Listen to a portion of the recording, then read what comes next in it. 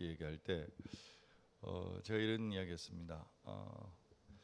교회를 섬기면서 잘 못 가고 있는 건 아니구나.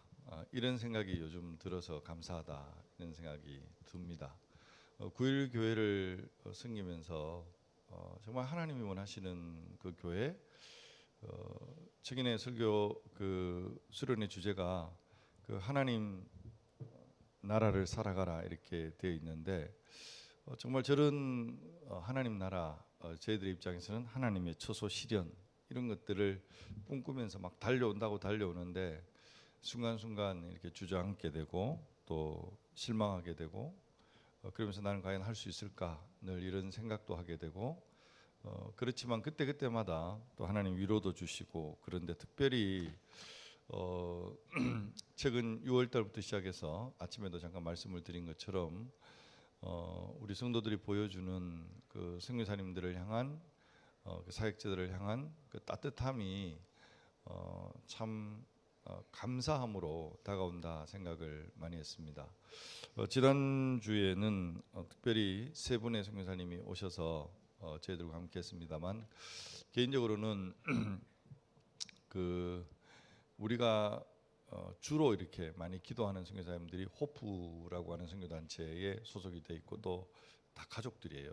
그러다 보니까 오시는 분들이 다 이렇게 연결이 되고 또 알고 이러는데 김연아 선교사님은 사실은 그런 관계에 있지 못한 분이라서 혼자 가면 좀 물론 우리 또 친인척도 있지만 그래도 좀 사역적인 이야기를 좀 나누는 것도 좋겠다 싶어서 같이 갔는데 특별히 감사한 것은 우리 김지웅 집사님이 올 여름에 집을 많이 개방해 주셔서 얼마나 감사한지 몰라요. 그 선교사님들하고도 한번 가서 고기를 굽어 먹고 지난주에도 그렇게 했었는데 제가 거기 가면 절대로 고기 안 굽습니다.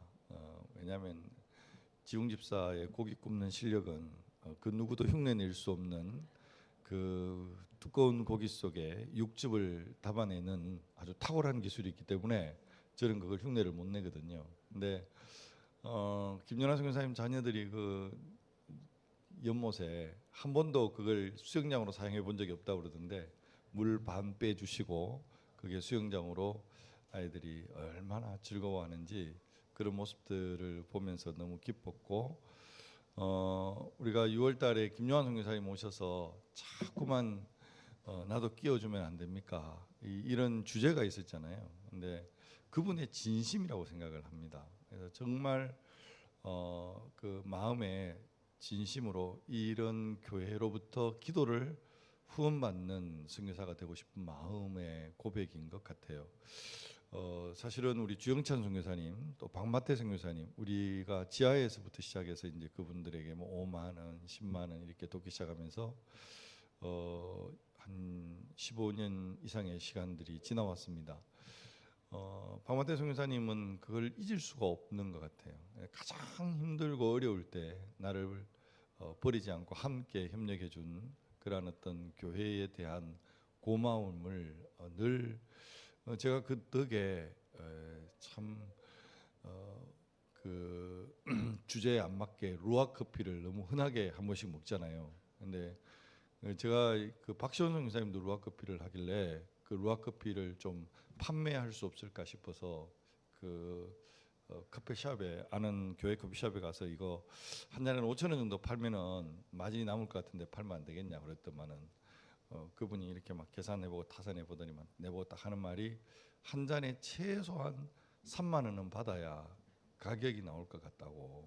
그래서 보통 커피 얼마 들어오는데 그러니까 1kg에 보통 뭐 만 원, 2만 원 이렇게 들어온대요.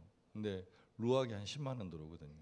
그러니까 제가 그걸 복인 줄도 모르고 막 그냥 막 먹고 있었어요. 그래서 내가 박마태 선교사님이 그 사모님이 저희들 교회 올 때마다 늘 그런 것들을 이렇게 베풀고 있는 모습들을 보면서 이분들의 마음들 주영찬 선교사님이 이번에 호프 선교회 총 그 대표가 되셨거든요. 그래서 오늘 지금 오후에 허준 장로님이나 또 배우리 선교사님, 방광 선교사님 다 지금 그 대구 어느 교회에 주영찬 선교사님이 대표가 되시면서 이제 중국에서 나오셔야 되는데 그 나오는 자리에서 대구의 지부의 간사로 있던 분이 이제 파송이 됩니다.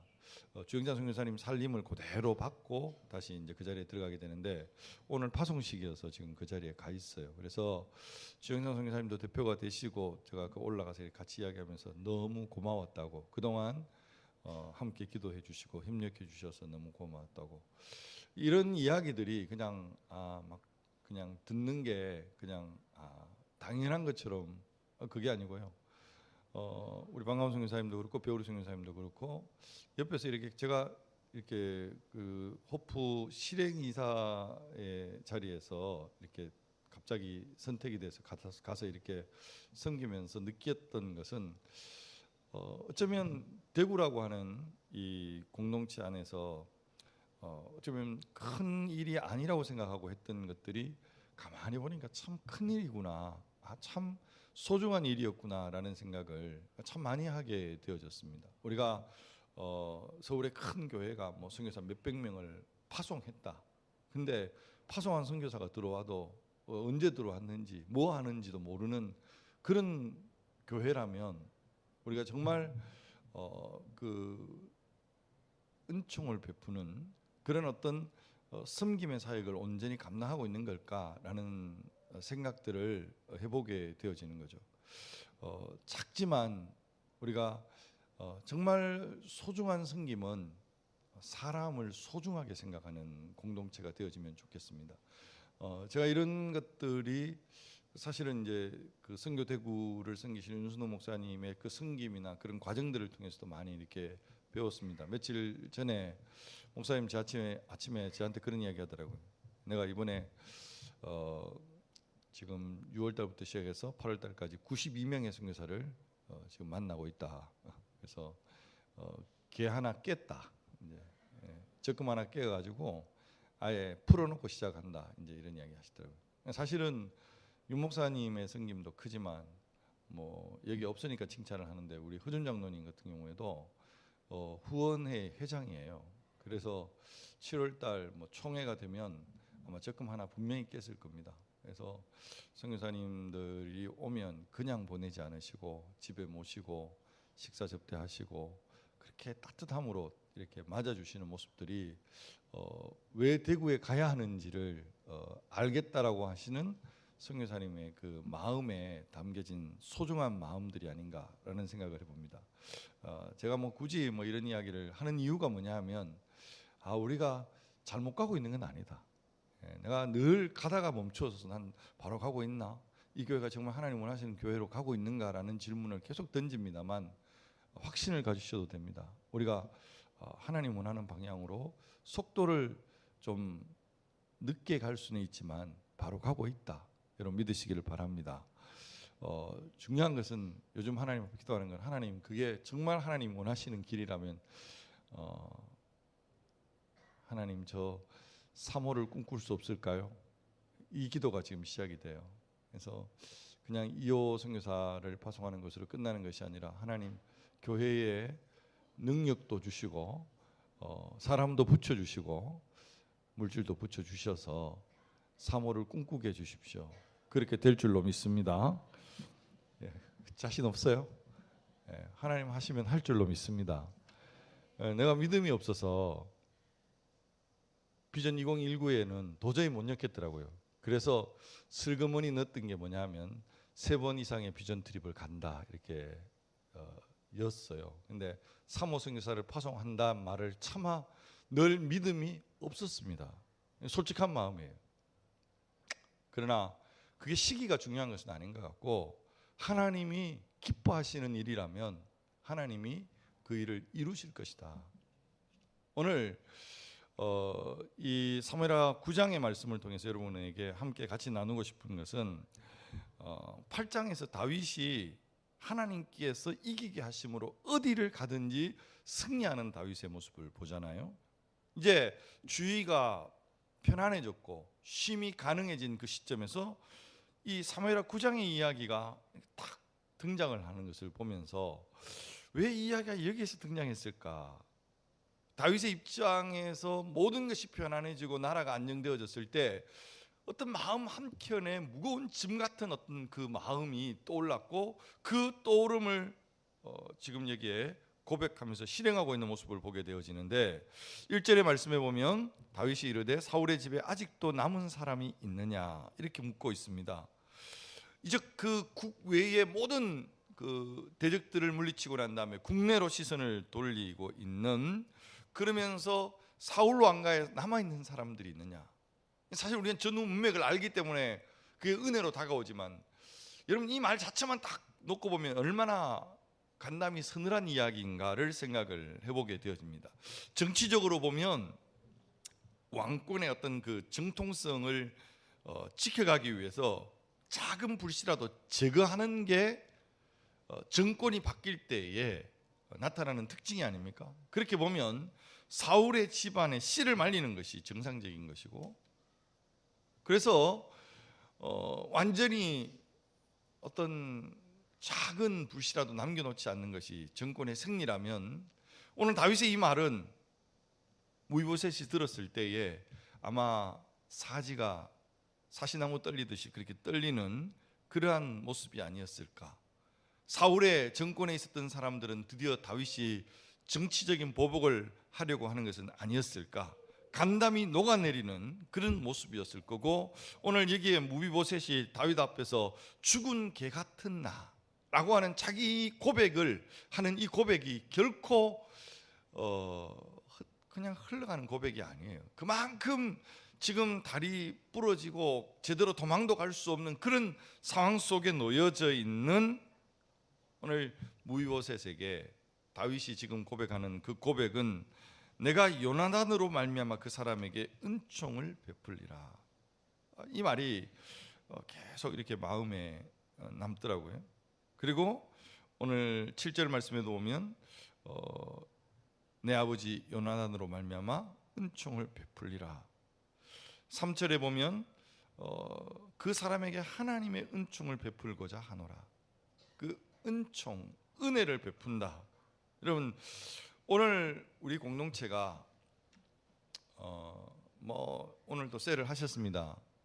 뭐 셀이 잘 되는 셀도 있고 잘 안 되는 셀도 있고, 셀하면서 막 역동적으로 이렇게 막 뭔가 되기도 하지만 또 그냥 무덤덤하게, 늘 이야기하지만 무덤덤하게 하는 셀이라도 그냥 흘러보내지 마시고 계속 여러분이 힘쓰셔야 돼요.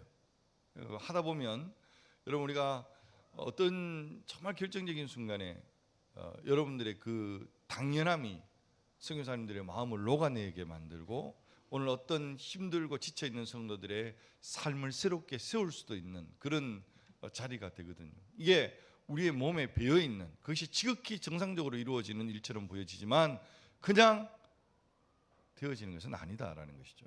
오늘 이 본문을 만나면서 어떻게 오늘 우리는 이 세상 속에서, 여러분 사실 가정에도 그렇고 오늘 우리 교회 공동체도 그렇고 또 뭐 노회가도 그렇고, 여러분 사실은 이게 너무 정상적이고 성경적인 삶이지만 이게 말은 쉽지만 우리의 삶에 실행하고 드러내는 데는 얼마나 어려운가를 여러분 몸으로 느끼고 있는 그런 상황이 아니겠습니까?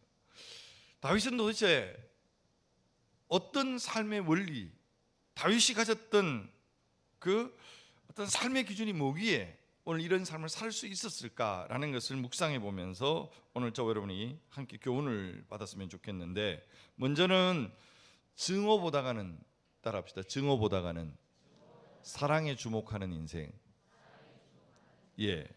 여러분 1절 본문을 여러분 다시 보시면 다윗이 이르되 사울의 집에 아직도 남은 사람이 있느냐, 내가 요나단으로 말미암아 그 사람에게 은총을 베풀리라. 다윗의 마음속에 두 사람의 이름이 딱 이렇게 1절에 등장하죠. 첫 번째 누구죠? 사울이 등장하고 또 한 사람은요? 요나단이 등장해요. 여러분 사울, 다윗에게 있어서는 정말 고통스러운 이름 아닙니까? 평생을 자기를 쫓고 죽이려고 도전했던 그런 어떤 왕, 그 사람으로부터 받은 상처를 생각하면 우리 남자들 세면 모이면 무슨 이야기하죠? 군대 얘기하잖아요. 방위 받았으면서도 가끔 낑기고 싶어서 군대 이야기합니다. 여자들 셋 만나면 무슨 이야기합니까? 시어머니 욕하잖아요. 시집살이 이야기하잖아요. 내가 만난 모든 분들이 시집살이를 편안하게 했다고 하는 사람이 한 명도 못 봤어요. 며느리들은 다 시집살이가 어려운 거예요. 그런데 막 힘든 여러 가지 어떤 상황들에 집착하면 사람은 사실은 좋은 건요, 참 제가 이렇게 보면 뭐냐면 잘해주는 거는 그냥 당연한 거예요. 못한 거는 마음에 남아요. 그렇지 않습니까? 부모가 자식한테 잘하는 거는 자식 입장에서 당연한 거예요. 그러나 좀 못한 거는 마음에 상처로 남는 게 보통 우리 마음의 상태입니다. 그러나 다윗은 증오의 대상이 아니라 사랑의 대상, 사울에게 집중하는 것이 아니라 그 은총을 받았던, 정말 다윗이 사랑받았던 요나단, 그 요나단의 이름을 생각하고 요나단에게 받은 사랑을 생각할 때 사울에게 쫓기고 힘들었던 모든 것들을 넘어설 수 있는 에너지가 그 속에 있는 거죠. 여러분, 결혼을 앞둔 우리 청년들이 있어서 늘 이제 결혼을 앞두고 뭐 4주 결혼학교, 뭐 5주 하고, 때로는 뭐 안 되면 2주를 해야 되고 1주도 해야 되고 뭐 이렇게 하는데, 하다 보면 제가 늘 하는 이야기 중에 한 가지가 뭐냐면 부부 사이에도 감정은행 계좌가 있다. 그 이야기 제가 많이 하잖아요. 여러분, 목회하는 것도 똑같은 것 같아요. 감정은행 계좌가 제 입장에서 이 플러스 요인이 많아지면 여러분, 웬만한 어떤 어려움들은 사실 몸이 힘든 건 힘든 거 아니에요. 얼마든지 할 수 있어요.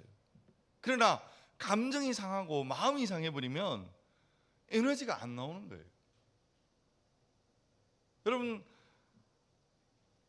우리가 공동체 안에서 서로를 향해서 감정은행 계좌를 계속 플러스 요인으로 만들 수 있는 말 한마디, 어떤 우리가 어떤 표정 하나, 섬김, 오늘 뭐 청소년부 아이들이 뭐 수련회 또 잘 도와줬다고 음료수까지 접대는데 막 쏟고 난리를 치지만, 어설프지만 너무 좋은 거 아니에요? 뭐 그런 어떤 모습을 보면서 우리 안에 마음에 흐뭇함이 있고, 그 흐뭇함을 우리가 가지면서 감정은행 계좌가 자꾸 높아져서 우리 교회가, 공동체가 바라보면서 서로가 그 따뜻함이 느껴지는, 여러분, 무엇에 집중할 건가? 여러분, 왜 우리 안에 문제가 없습니까? 부부관계 깨는 건 30초면 충분하잖아요. 말 한마디 갖고 니는 맨날 그러노, 이 말 한마디면 끝나요. 그렇지 않나요? 아무리 착한 김정희라도 내가 이 말 하면 달라져요. 그래서 요 말이 여기까지 나오다가도 하고 안 하지. 나한테 그런 말 해봐요. 말 안 하고 집 나가버리지.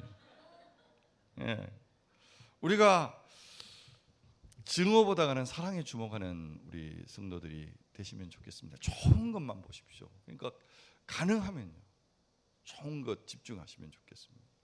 사랑받은 거, 정말 우리가 격려해야 될 거, 이게 집중할 수 있는 인생. 두 번째는 받은 은총으로 남을 돌아보는 인생. 여러분, 다윗의 입장에서 자신의 각오로 남의 현재를 볼 수 있는 은총이에요. 내가 요나단으로 말미암아 그 사람에게 은총을 베풀리라. 다윗이 성공한 후에도 요나단의 우정을 잊지를 못하는 거예요. 자신이 가장 비천했던, 여러분, 죽은 개 같은 나, 이 말이 예수 밖에 있었던 우리들의 모습 아닙니까? 다윗의 입장에서 요나단은 정말 다윗이 사망과 생명의 한 걸음밖에 차이가 나지 않는다고 고백할 정도로 긴박하게 쫓기면서 힘들어했던 그 시간, 요나단이 다윗에게 와서 은총을 베풀잖아요. 그 은총이 다윗의 성공 이후에도 평생에 그 집안의 복수로 돼가지 않고, 자신의 어떤 그 힘들고 어려웠던 시간 잘해줬던 그 기억들이 오늘 현재의 어떤 삶의 은총을 베푸는 삶으로 나아가더란 말이죠. 오늘 우리가 이것을 어떻게 이룰 수 있을까? 오늘 아침에 우리가 그런 말씀을 드렸습니다만, 정말 하나님 앞에 소명받는 일, 하나님이 부르시는 그 일, 하나님이 기뻐하시는 그 일, 여러분 겸손한 사람은 늘 그것을 고민하게 되고 그렇게 살아갈 수 있는 것은 다른 것이 아니라 모든 삶의 영역에 어떤 주어지는 물질, 주어지는 모든 삶의 어떤 내 주어지는 환경이 내 것이라고 생각하면요, 일단은 아깝습니다. 그리고 손이 오그라듭니다. 안 되게 됩니다. 마음을 때때로 우리 선교사님들 이번에 참 감사했던 것은 작년에도 우리가 했었어요. 선교사님 자녀들 그 집에 이렇게 우리 교회는 아예 작다고 MK 그 단체에서 우리한테는 별로 요청을 안 하는 것 같아요. 동신교회 이번에도 삼성교회가 주로 많이 했는데 하다가 모질해가지고 한두 가정 떨어지면 우리한테 연락이 오는데 저도 한번 작년에 마침 이렇게 받았는데 주영찬 선교사님 딸내미가 우리 교회 집에 왔었죠. 근데 아이들한테는 소중한 경험인 것 같아요. 우리가 해줄 수 있는 게 별로 없어요. 그래도 뭐 얼마나 많은 걸 해주겠어요. 하룻밤 우리가 좋은 나그네 접대하는 마음으로 이번에 우리 김구환 집사님 가정이 잘 해주셔서 얼마나 감사한지 좋은 어떤 추억들, 여러분 우리가 이런 마음들을 우리 자녀들에게도 여전히 사실 그 제가 이제 결혼 시즌이 되니까 좀 마음이 좀 불안한 게 뭐냐면 어쩔 수 없는 부분이 있어요. 다시 말하면 이 부조는 주고받는 거잖아요. 맞죠? 내가 처음에 인정하기 싫었지만 인정할 수밖에 없는 그런 구조가 있습니다. 근데 여러분들이 그걸 뛰어넘어 주셔야 될 부분들이, 청년들이 우리 교회 안에서 잘 자랐던 우리 청년들이 결혼할 때 제발 그것을 좀 뛰어넘어 주시면 좋겠다. 손해 보더라도. 제가 가슴 아플 때 뭐냐면 우리 교회에서 잘 자랐는데 부모님들이 교회 안 다녀. 그러면 결혼식 때 거의 안 와요. 그러면 내가 얼마나 미안한지 몰라요. 다음 주 토요일이 효진이 결혼식입니다. 뭐 중고등부 교사 시켜 먹고 뒤에 PPT 시켜 먹고 얼마나 청년에 잘 섬겨주고 고마운지. 사실 성현자매 결혼한다고 보니까 정말 거짓말 안 하고 내 딸을 보내는 마음이 이 마음이 처음 들었던 게 아마 애선이나 미선이나 뭐 그러니까 유초등부 때부터 자란 애들은 그 마음의 애틋함이 있는 것 같아요. 그래서 뭐 다 우리 자녀들이지만 여러분 우리가 정말 시집 보내는 마음, 우리 마음에 그런 마음들로 사랑하고 또 애정을 베풀어 준다면 그런 사랑들이 결국은 돌아오는 게 아닐까. 어제 윤성이 왔다고 전화 왔길래 또 같이 밥을 먹어야 되겠다 싶어서 예송이 알바하는데 또 일부러 모시고 갔습니다. 가서 같이 밥 먹고 배 전사님하고 배 전사님이 아니죠, 배우리 목사님, 배우리 선교사님 남자들끼리 포토존에서 사진도 막 찍고 내가 밴드에 올려놓을 건데 내가 미안하더라고요. 군에 갔는데 쟤들이 언제 오나 늘 이 생각은 했거든요. 왜냐하면 청년회가 좀 쟤들이 빨리 와야 좀 뭐 청년회 분위기가 좋아질 텐데, 근데 군에 가 있는 아이들한테 우리는 어떤 배려를 했고 또 어떤 관심을 가졌는가 딱 생각해 너무 미안한 거예요. 편지 한 통 써줄 수 있었을 텐데, 좀 관심 가져줬으면 좋았을 텐데, 쟤들이 제대하고 9.19에 반드시 온다는 보장이 있어요? 그거는 모르거든요, 사실. 그래서 고향을 생각하듯 그래도 내 교회, 내가 사랑받았던 교회, 이 감정을 우리가 어떻게 심어줄 수 있을까? 여러분, 우리가 결국은 하나님의 은혜로 채워질 때 그 은혜가 흘러가게 되어지는 게 아닌가라는 생각을 해보고, 결국 이러한 모든 삶의 중심은 결국은 상대방의 어떤 반응보다가도 하나님의 언약에 집중하는 태도, 이것이 가장 중요한 것 같아요.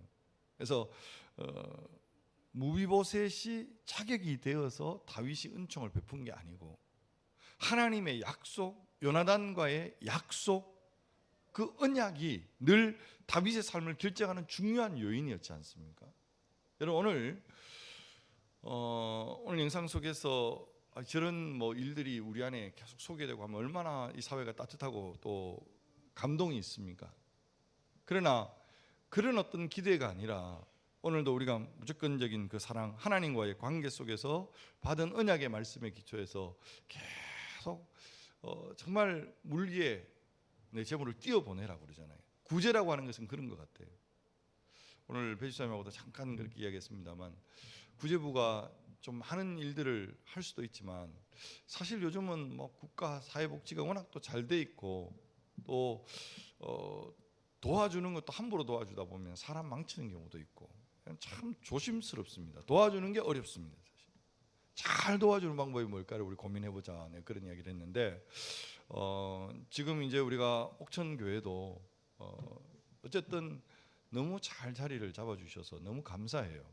그래서 교회가 비가 새고 난리가 났었는데도 목사님 그 가족들이 다 그 비 새는 거 막아내고 교회 성도들이 12명, 11명 주일날 예배 드리고 있는 모습들을 보면서 얼마나 마음에 기쁨이 있고 또 감사가 있는지 모릅니다.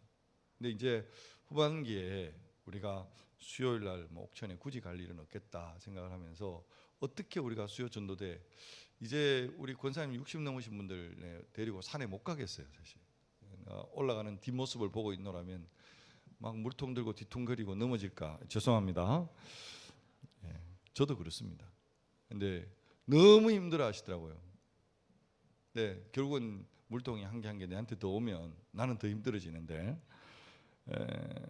좀 좋은 방법이 없을까 기도하게 되어지고 그래서 이 구제부의 사역과 전도 사역이 또 잘 연결이 됐으면 좋겠다라는 마음이 있습니다. 그래서 계속 기도하게 되어지는데 여러분 오늘 우리가 하나님의 주시는 이 은총을 베풀리라 다윗의 이 마음에 그 고백이 오늘 우리 9.1교회 성도들 마음속에 이 한 주간 우리가 살아가면서 정말 하나님 주신 은혜를 내 마음속에 간직하고 있고 그 마음을 어떻게 흘러보낼까? 여러분들이 잘 하고 있습니다. 이름도 없이 빛 없이 우리 선교사님들 얼마나 잘 섬겨주시고 그 또 섬겨주시는 사랑에 대해서 선교사님들이 또 감사하고 또 기뻐하는지 몰라요.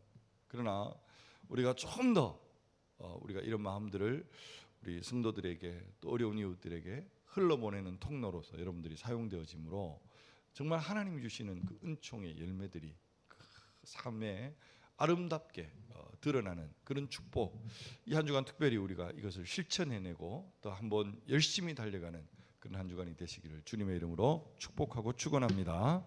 우리 같이 기도하십시다. 우리 한번 이 시간에 하나님 이 한 주간의 삶 속에 오늘 아침에 들었던 말씀 겸손한 예배자이면 좋겠습니다. 교만한 마음, 교만한 눈, 소명받지 않는 일에 대한 욕심, 결국은 자기의 기념비를 쌓던 사울처럼 그렇게 사는 인생이 아니라 하나님 앞에 겸손히 동행하고 하나님의 품 안에서 만족해하고 하나님을 바라보는 것이 기쁨이 되어지는 그러한 삶이 이 한 주간 저희들에게 있기를 원합니다. 다윗이 가장 아름다웠을 때 그는 친구와의 약속을 기억하면서 은총을 베풀리라. 요나단으로 말미암아 내가 은총을 베풀리라.